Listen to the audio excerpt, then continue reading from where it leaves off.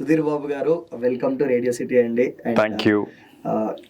Chaitan garu welcome to radio city. Thank you. మన director garu ఉన్నారు ఇక్కడ, Dwaraka garu, welcome to radio city అండి. Thank you. సో ముందుగా ఫస్ట్ క్వశ్చన్ నేను డైరెక్టర్ గారిని అడగాలనుకుంటున్నాను. అంటే ట్రైలర్ చూడగానే నాకు స్ట్రైక్ అయిన ఫస్ట్ క్వశ్చన్ ఇది ఏంటంటే హరోం హరా టైటిల్, బట్ హీరో క్యారెక్టర్ చూస్తే గన్ స్మిత్, అది ఏ రకంగా కనెక్ట్ అవుతుంది? అంటే దేవుడు కూడా యుద్ధం చేస్తాడు కదండి రాక్షసుల పైన, అప్పుడు చూపిస్తారు కదా. సో అది ఆయుధం ఉంటది కదా. సో కృతయుగంలో ఆయుధం వేలాయుధం అయితే కలియుగంలో ఆయుధం గన్ కాదు విషయం. Super. And dialogue writing completely మీదేనండి సినిమాకి, హ్యాట్స్ ఆఫ్ అండి.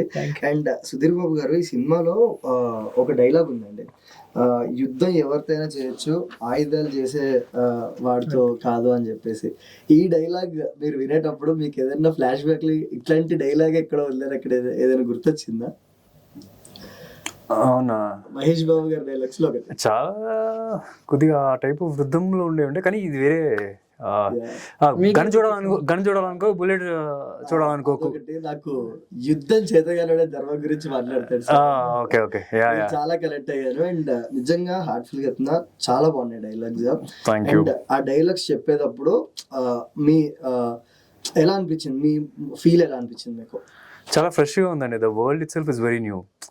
అంటే ఏదో మనకేదో ఒక డైలాగ్ రాయాలి, పంచ్ పడాలి, విజిల్స్ వేయాలి, విజిల్స్ ఆటోమేటిక్గా పడతాయి. కథలో నుంచి ఉండి దానికి సపోర్టివ్గా డైలాగ్స్ ఉన్నప్పుడు ఆటోమేటిక్గా పడతాయి. The entire conversation is just not me.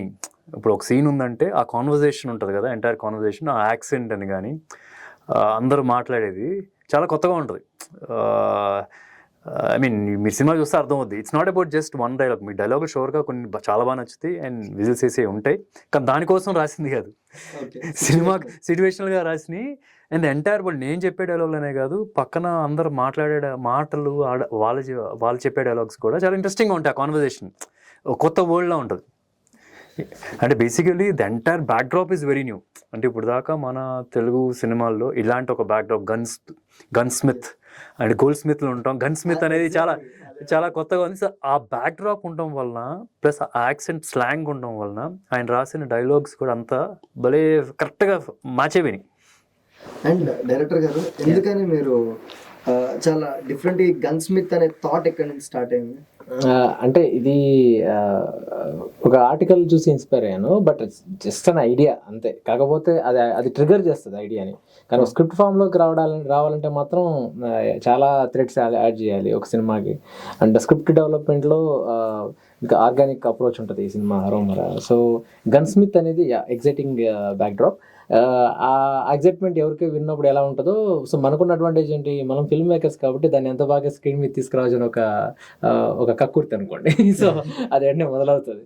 So అలా ఈజీగా ఐడియా ట్రిగర్ అయింది. సో ఈ పాయింట్ సుధీర్ బాబు గారి దగ్గర తీసుకెళ్లేటప్పుడు మీకు నమ్మకం ఉండిందా, ఆయన ఖచ్చితంగా ఎస్ ఇది ఒప్పుకుంటారు అని? ఉండింది. చెప్పేటప్పుడు నమ్మకం వచ్చేసింది ఇంకా పూర్తిగా. అంటే ఉంటుంది ఎలా అంటే, ఈ కథ ఖచ్చితంగా నచ్చుతుంది అనే ఒక ఐడియాతోనే వెళ్తాం. ఎక్కడో ఉంటుంది ఓ 30%, అరే నేను ఎలా ఇంప్రెస్ చేయగలను అనేది. ఎందుకంటే కథ నరేట్ చేసేటప్పుడు కూడా నేను ఆ సినిమాలో ఉంటుంది, ఈ సినిమాలో ఉంటుంది రెఫరెన్స్ అసలు తీసుకోను. యూజువలీ నా ఇంటెన్షన్ కూడా అది కాదు. I never follow references. So Sudheer గారికి ఆ హానెస్టీ నచ్చినట్టు ఉంది. మామూలుగా చాలా త్వరగా జడ్జ్ చేస్తారు సుధీర్ గారు, ఇది ఉంది. సో నేను నరేట్ చేస్తున్నప్పుడు నాకు ఓ 30 minutesగా నాకు అర్థమైపోయింది, okay he is my Subrahmanyam అని. సో సుధీర్ గారు, ఏ పాయింట్ మిమ్మల్ని ఇంప్రెస్ చేస్తారు నరేషన్లో? అంటే ద డిఫరెంట్ థింగ్స్ అని it's not one. I can tell you ఒక 10 చెప్పొచ్చు కావాలని చెప్పాలనుకుంటే. అంటే but the main backdrop is as a said gun backdrop. ఇప్పుడు మనం ప్రొటాగనిస్ట్ హీరో ఇలా ఒక గన్స్ మ్యానుఫ్యాక్చరింగ్ అనేది ఎప్పుడు లేదు. అలాంటి క్యారెక్టర్ అండ్ గన్స్తో కొట్టుకున్నాయి, బాంబులు వేసుకున్నాయి, ఎక్కడి నుంచి వస్తాయి తెలియదు కానీ కొట్టుకుంటూ ఉంటారు. అట్లాంటి సినిమాలు చూసాం. కానీ హీరోనే ఆ గన్ ఎలా తయారు చేయాలని తెలుసుకొని, ఒక ఐరన్ కొనుక్కొని దాన్ని గన్గా మౌల్డ్ చేసి, అంతేకాకుండా దానికి ఒక పేరు పెట్టి మార్కెట్లో అమ్మడం అనేది ఇది ఒక లేయర్ ఉంది కదా, అది చాలా ఫ్రెష్గా ఉంటుంది. అట్ ద సేమ్ టైం అంటే దీన్ని సపోర్ట్ చేసే ఒక ఫాదర్ అండ్ అంటే ఈ ఒక లేయర్ నడుస్తూ ఉంటుంది. At the same time there is father and son ఒక ఎమోషన్ నడుస్తూ ఉంటుంది. There is the heroine and the hero's mature conversations కొన్ని. And the entire world is created. అంటే మనకు జనరల్ కమర్షియల్ సినిమాలో ఏంటంటే యూ సీ జనరల్గా లిబర్టీలు తీసేసుకుంటారు, ఇష్టం వచ్చినట్టు మాట్లాడతారు. ఐ మీన్ రకరకాల అన్ని లాంగ్వేజ్ తినేసేయచ్చు, అన్ని స్లాంగ్స్ వింటాం, ఆ లిబర్టీలు తీసుకుంటూ ఉంటారు. కానీ రీసెంట్గా ఏంటంటే అంతా మారుతుంది. పీపుల్ ఆర్ లుకింగ్ ఫర్ ఆ కొత్త వరల్డ్, ఆ కొత్త బ్యాక్ డ్రాప్ అనేది ఇంట్రెస్ట్ క్రియేట్ చేస్తుంది. సో అట్లాంటి ఒక వరల్డ్ ఉంటుంది.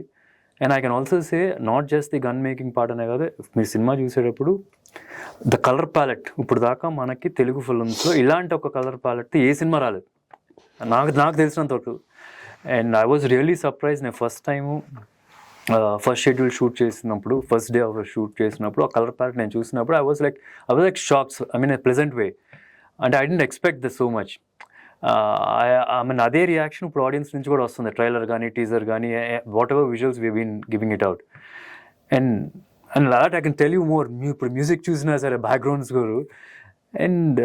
స్కోర్ కానీ, సాంగ్స్ కానీ, ఒక ఐ స్టిల్ రిమెంబర్, నేను ప్రీవియస్ ఈవెంట్లో కూడా చెప్తున్నాను. అంటే జనరల్గా మనకు హాంటింగ్ మ్యూజిక్ అని వింటూ ఉంటాం, కానీ పదాలు కొద్దిగా మనం ఎక్కడ వాడతామంటే కొద్ది థ్రిల్లర్కో లేకపోతే ఒక హారర్ ఫిల్మ్కో అట్లాంటి జోనర్స్కి ఇట్లాంటి పదాలు వాడతాం. ఒక యాక్షన్ డ్రామాలో కూడా ఒక హాంటింగ్ మ్యూజిక్ లాగా వస్తుంది. అంటే చాలా సీన్లు పడినాయి. అంటే everybody will have a very high connect. అంటే ఇప్పుడు థియేటర్లో నుంచి బయటికి వెళ్ళే ప్రతి ఒక్క మగాడు అనుకోండి, బయటికి వెళ్ళేటప్పుడు ఒక సుబ్రహ్మణ్యంలా ఫీల్ అవుతారు. అంటే సుబ్రహ్మణ్యం నా సినిమాలో నా క్యారెక్టర్ పేరు, ఆ సుబ్రహ్మణ్యంలా ఫీల్ అవుతారు. దానికి ముఖ్యంగా కారణం ఆయన ఇచ్చిన బ్యాక్గ్రౌండ్ స్కోర్. అసలు గూస్ బంప్స్ వచ్చేస్తాయి. ఎన్నో సీన్స్ ఆల్రెడీ తెలిసిన సీన్లోనే చాలా ఉంది, కలర్ ప్యాలెట్లో ఉంది, అంత వరల్డ్ కొత్తగా ఉంది. దానికి తోడు ఆయన మ్యూజిక్ చూస్తే అసలు it's gone to the some other level. And director గారు ఈ సినిమాలో ఫన్ యాంగిల్ ఎలా ఎక్స్పెక్ట్ చేస్తారంటే అసలు ఉండదా? దీనికి వచ్చారు ఏ క్యారెక్టర్ అంటే గన్ను చూపిస్తూ అది ఎన్టీఆర్ గన్ను, చిరంజీవి గన్ను అని చెప్పి చిన్న ఉంటాయి. కానీ అంటే ఇది ఆ కైండ్ ఆఫ్ సినిమా డెఫినెట్గా కాదు, ఇట్స్ వెరీ సీరియస్ ఫిలిం. కానీ ఆ రకంగా ఎంటర్టైన్ చేస్తుంది. మీరు అసలు ఫన్ కావాలని మీకు అసలు అనిపించడం కూడా జరగదు నిజంగా. అసలు మనం నిన్న మైత్రి మూవీ మేకర్స్ వాళ్ళు సినిమా చూసినప్పుడు కూడా వాళ్ళు ఫీల్ అయింది ఏంటంటే, నాకు బన్నీవాస్ గారు కూడా చెప్పారు, అసలు ఎంగేజింగ్ ఉంది. ఏదన్నా 2 hours 33 minutes 51 seconds ఉంటుంది సినిమా, ఏదన్నా తగ్గిద్దాము అంటే ఏం తగ్గించలేము, అలా చేశారు మీరు అని చెప్పి ఆయన అంటున్నారు బన్నీవాస్ గారు. సో ట్రైలర్ లోనే పాజిటివ్ ఆరా చాలా క్లియర్ గా కనిపించింది. అంటే కొన్ని సినిమాలకి అది ఫీల్ అవుతాం యాజ్ ఆడియన్స్.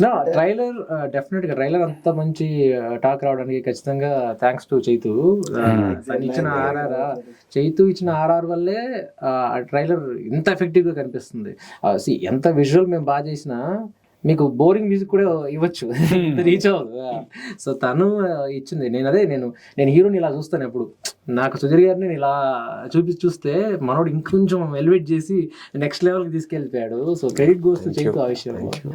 చేతన్ గారు, మీరు ఒక అల్టిమేట్ టెక్నీషియన్ అండి. నాకు మీతో ఇంటర్వ్యూ కొత్తగా నాకు తెలిసి థర్డ్ టైం గుడ్ టైం ఉన్నప్పుడు 2 సార్లు, ఇప్పుడు ఒకసారి డైరెక్ట్ మీ స్టూడియోకి కూడా ఒకసారి వచ్చి తీసుకున్నాను. ఇప్పటికి ఏం మారలేదు. అండ్ మీ వర్క్ మాత్రం ఎప్పుడు, అంటే మీరు సైలెంట్ గా కనిపిస్తారు కానీ మీ వర్క్ మాత్రం ఎప్పుడు మాట్లాడుతూనే ఉంటుంది. ఈ సినిమా గురించి నేను స్పెషల్ గా చెప్పక్కర్లేదు. అసలు ఎయిర్పోర్ట్స్ పెట్టుకుంటే అలా ఊగిపోతున్నాయి అనవచ్చు. ఎలా అంత మోటివేషన్, అంత ఇన్స్పిరేషన్ ఎలా ఈ సినిమాకి? అంత మోటివేషన్ యాక్చువల్లీ నేను ఎప్పుడు నమ్మేది ఏంటంటే, మనకి విజువల్ ఒకటి, స్టోరీ నరేట్ చేసిన ప్రాసెస్లో డైరెక్టర్ ఎలాంటి పర్స్పెక్టివ్తో ఆలోచిస్తున్నారు అనేది వన్ ఆఫ్ ద ప్రైమరీ టెక్నీషియన్స్గా నేను ఆలోచించాల్సిన రెస్పాన్సిబిలిటీ, ఒక మ్యూజిక్ కంపోజర్ ఎవరున్నా ఆలోచించాల్సిన రెస్పాన్సిబిలిటీ ఉంటుంది. జ్ఞానసాగర్ బ్రో నా దగ్గరికి అప్రోచ్ అయినప్పుడు, నాకు మామూలుగా మ్యూజిక్ మేము ఎప్పటి నుంచో క్లోజ్గానే ఉండేవాళ్ళం, చాలా రోజుల నుంచి. షహరీ టైం నుండే చాలా క్లోజ్గా ఉండేవాళ్ళం. సో నాకు ఎప్పుడూ అనిపిస్తూ ఉండేది, యాక్చువల్లీ ఈ కైండ్ ఆఫ్ కలర్ ఎప్పుడైతే నరేట్ చేశారో అప్పుడే నాకు చేస్తే మ్యూజికాలిటీ కమర్షియల్గా ఉండాలి, కమర్షియల్ మీటర్ అనేది రెగ్యులర్గా ఉండకూడదు. అండ్ ప్రపంచంలో చాలా సబ్ జానర్స్ ఉన్నాయి, అంటే ఆఫ్రికన్ సబ్ జానర్స్ ఉంటాయి, చాలా సబ్ జానర్స్ ఉంటాయి, అంటే మేజర్ జానర్స్ కాకుండా. సో ఇంత మ్యూజికాలిటీ ఎలిమెంట్స్ని ఒక కమర్షియల్గా కన్వర్ట్ చేస్తే, మనకి ఇక్కడ రీజనల్గా కనెక్ట్ చేస్తే చాలా ఒక ఫ్రెష్ కమర్షియల్, అంటే ఆల్టర్నేటివ్ కమర్షియల్ వైబ్ అయితే క్రియేట్ అవుతుంది. అండ్ సబ్జెక్ట్లో అన్ని హై ఇంటెన్స్ ఎమోషన్స్ ఉన్నాయి. సాగర్ గారు రాసుకున్న అప్రోచ్లోనే చాలా హై ఇంటెన్స్ ఉంది. అండ్ విజువల్ హ్యాండిల్ చేసిన అరవింద్ విశ్వనాథ్ కూడా అసలు ఫాక్సీ కూడా ఎక్స్ట్రాడినరీ విజువల్స్ తీశారు.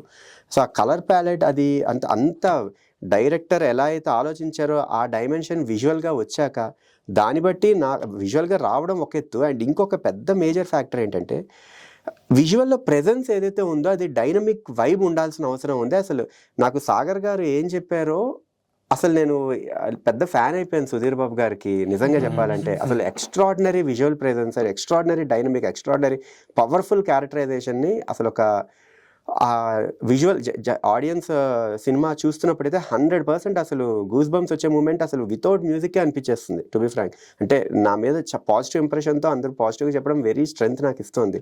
కానీ ఒక్కటైతే షూర్ షాట్ ఏంటంటే వితౌట్ మ్యూజిక్ కూడా చాలా చాలా డైనమిక్గా ఉంటుంది మూవీ.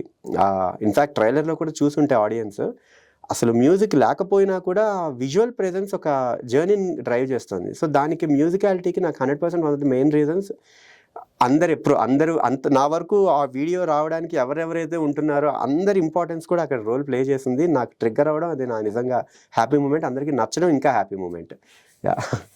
సుధీర్ గారు, మీరు నరేషన్ విన్నారు, బట్ ఈరోజు అవుట్పుట్ చూస్తే అంటే నా మనసులో మాట ఖచ్చితంగా నరేషన్ ఏదైతే ఉందో దాన్ని మించి అయితే అవుట్పుట్ ఉంది. అది మీరు ఎక్స్పెక్ట్ చేశారా? నేను ఎన్నోసార్లు చెప్పాను, అంటే ఈ సినిమాకి ఎన్నో సినిమాలు చెప్పాను నేను ఎక్స్పెక్ట్ చేసిందని ఎక్కువ వచ్చిందని. అబద్ధం అది, ఇప్పుడు చెప్తున్నాను. ఇది మైండ్ బ్లాక్ అయిపోయి అవుట్పుట్ వచ్చింది ఫ్రాంక్. అంటే అది చెప్తున్నాను కదా, ఎవ్రీ స్టేజ్లో I was shocked. First time ఈయన వచ్చినప్పుడు కథ దగ్గర నుంచే ఈయన వచ్చి కథ చెప్తున్నారు అంటే షహరీ సినిమా చేశారు అంటే ఏముంది ఒక లవర్ బాయ్ ఏదో అమ్మాయిని అలా హలో హాయ్ అని చెప్తూ అట్లా ఉంటాయి అనుకున్నా లైటర్ వెయిన్ లాగా. వచ్చేటప్పటికి ఒక స్ట్రాంగ్ పవర్ఫుల్ దీనిలో చేశాడు. సరే అని అప్పుడు తెలిసి సైరీ సినిమా చూశాను. సైరీ సినిమా ఐ వాస్ లైక్ షాక్డ్, ఈ సినిమా ఎట్లా చేశాడు ఈ మనిషి అని. అంటే సైరీది ఇట్స్ నాట్ హిమ్ అది ఏంటంటే ఈ పక్కా కుప్పం నుంచి ఒక మాసీ ఫీల్ ఉండి, ఇప్పుడు నాకు ఈ సుబ్రహ్మణ్యం క్యారెక్టర్ కొద్దిగా ఈయన కనిపిస్తుంటాడు, ఆయన మాట్లాడే తీరు, ఆయన 1-మైనస్ ఉంటాయి కదా, సో ఆయన్ని కొద్దిగా కనిపిస్తుంటాడు. సో అట్లాంటిది సైరీ లాంటి సినిమాని చేశాడు. అది still visually what ever he wanted to say, ఆ కథ వేరే ఎవరో సజెస్ట్ చేసినప్పుడు తీసుకొని చేసింది. సో అది ప్రజెంట్ చేయగలిగాడు. సో అదైతే నాకు కనిపిస్తుంది. సో ఫస్ట్ స్టేజ్ నుంచి చూస్తే కథ దగ్గర నుంచే నాకు షాక్ వచ్చినప్పుడు గన్స్ బ్యాక్గ్రౌండ్ చూస్తే ఇంత ఉంది ఏంటి ఇది చేయగలడా లేదా అని. ఇంకా కథ అంత నచ్చేసింది, సరే రిస్క్ చేద్దాం. కానీ ఒక చిన్న నమ్మకంతోనే వెళ్ళాను. కానీ ఇలాంటి ఒక సినిమాలో అన్ని క్రాఫ్ట్స్ వర్క్ అవ్వాలి. సో అప్పుడు నెక్స్ట్ నేను ఫస్ట్ డే షూట్కి వెళ్ళినప్పుడు అదొక షాకర్. నేను చూసిన వెంటనే ప్రెజెంట్ షాక్, అంటే I mean to say visuals అనేవి కానీ. సో ఎవ్రీథింగ్ ఫస్ట్ సాంగ్ వచ్చినప్పుడు అయ్యి బాబు ఏంటిది ఇలా ఉంది, అసలు ఇమీడియట్గా ఎక్కేస్తుంది ఆ హరో మరా సాంగ్ అని కానీ. So every place there was a pleasant shock kind. It's not like hoping it do అని బాగుంది అనేది కూడా కాదు. It's something like more than my imagination. It's come like. So finally we see today ఇంత పెద్ద screen మీద ఆ సినిమాని చూస్తుంటే I will say I have ఎక్కడో డీప్ డౌన్ ఐ ఫీల్ సినిమా చూసిన తర్వాత ఇప్పుడు మహేష్ బాబు ఒక 2-3 years దాకా కనిపించట్లేదు కదా. సో నాకే చాలా బాధగా ఉంది, ఫ్యాన్స్ కూడా చాలా బాధ. ఆ బాధను కొద్దిగా తీర్చేస్తుంది ఈ సినిమా.